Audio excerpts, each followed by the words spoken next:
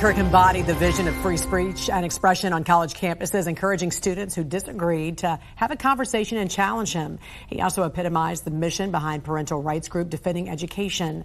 In a statement, they said in part, he was more committed to peaceful, open dialogue with those who disagreed with him than probably anyone else in public life. Our organization exists largely because K-12 schools and colleges slowly and then quickly stopped promoting diversity of viewpoint and the free exchange of ideas and instead became bastions of dogma, orthodoxy, and viewpoint discrimination. He, too, was on a mission to change that. Joining us now to discuss is the Director of Outreach at Defending Education, Erika Sanzi. Erika, what influence did Charlie Kirk have on the public education system? You know, it's funny. In some ways, I think he served as a counterforce. So as the messaging increasingly became about how hopeless and terrible and irredeemable America was, you heard a very different message coming from him. The other thing that I would say is what we saw happening in schools had become sort of very divisive, right? We're gonna divide people based on these immutable characteristics, and we're gonna tell them that, you know, different groups are good and bad based on these characteristics. And he used to talk about addition and multiplication, meaning you grow movements, right, by adding and multiplying people. And he was very much about doing that regardless of a person's background. And even when he was very open about his specific values, which happened to be biblical values, there's so many examples of how welcoming he was to people in other communities, because he'd say, well, we agree on, you know, our priorities or the politics. And so he would welcome people into his quote unquote movement, even if he didn't specifically align with them on everything. And that's really been missing from the K-12 space in far too many places. Yeah, speaking of tolerance, he had tolerance for those who disagreed with him and was friends with people who disagreed with him, in fact.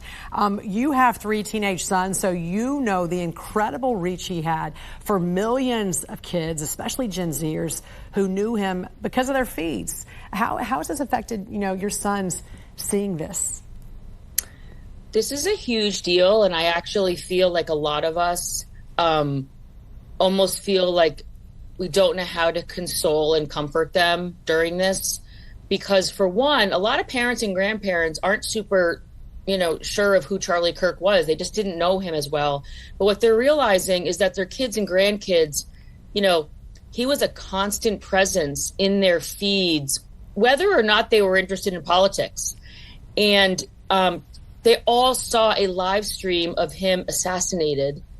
You know, it's like the video was unavoidable. So even if you wanted your 16-year-old not to see it, it was virtually impossible. So this is a huge deal for young people, and I think that we need to be very aware of how impacted they are by what has transpired this week. And we need to be there for them. And I'm actually reaching out to people asking almost for help on this, because it's like you feel useless in terms of how do I console and comfort and explain this? You know, in my case, they're 16, 18, and 20, but this is affecting a very large cohort that's younger than I am. Yeah, and you're watching a murder as it happens. That right there. And the videos are everywhere because a lot of people were filming him like they always do. So it's from different angles and different places, and there's no way to get rid of all of it and scrub it all from the internet. It is, I agree with you. This is one of those moments where you don't ever expect to have to worry about this, right? This is not one of those moments you ever expect. I mean, it's like on the one hand, you kind of know that something like this could happen. On the other hand, this was just utterly shocking. Yeah. And I think I'll speak for myself too. Like, this has really affected me.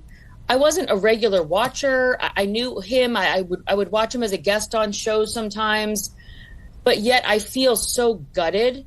And I think it's partly as I look at it through the lens of my sons, but I also just think like this is a huge moment. And I think the other piece that's layered onto this is many of us are seeing some shocking responses by people that we know, virtually celebrating what happened. So you're also in this weird, like, situation of just wondering, like, where is the humanity and how is this Correct. possible? Well, and there's people who don't know him, obviously. There's tons of people out there, including people, as you said, grandparents and parents who don't have TikTok or don't know anything about influencers, but they're hearing about this and they're watching it now for the first time. And it's making them sick, physically sick, because you're a human being. You're watching a human being, this happening to a human being. And so, it's the difference between, anger and hate.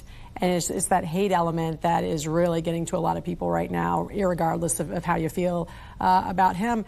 I thought what was so interesting, though, about Charlie is that, his technique was so unique for this generation, this generation that can barely look up from their phones. So he had this dichotomy where he's this digital force with millions of followers, and yet he sets up a tent outside and wants you to come talk to him in person.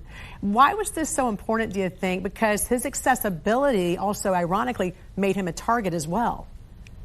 Because so many people they feel totally shut down and unable to express themselves, right? It's almost like if you don't toe this party line or agree with us or think like us, we don't want to hear from you. He was the opposite. So he basically was saying, try to persuade me. I want to hear your arguments. And then he would have the people who disagreed with him, he'd have them move to the front of the line, right? So that the person, he was doing, again, that's why he was a counterforce to what we see in far too many schools and on college campuses. He was doing the exact opposite, which was not just modeling civil debate and persuasion and argumentation, but then he was giving his dissenters the opportunity to be heard. You would sometimes hear him acknowledge when people made a good point. He would often quiet the crowd when they were, kind of like maybe mocking or being cruel to someone. So again, yes, was he provocative? Yes. Was he very funny at times? But you couldn't hide behind a digital screen, though. That was the deal. You had to do it in person, and you had to keep talking. You had to keep talking because he felt like the minute you stop talking, that's when violence happens, which unfortunately is what happened in this case. All right, Defending Education's Director of Outreach, Erika Sanzi. So great to see you, and God bless you. Good to see you too. Thanks, you too.